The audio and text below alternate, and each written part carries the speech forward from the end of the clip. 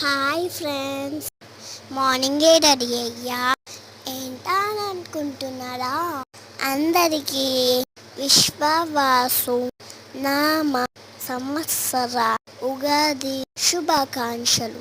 మేమైతే మార్నింగే రెడీ అయ్యి టెంపుల్కి వచ్చాం. ఏ టెంపుల్ అనుకుంటున్నారా?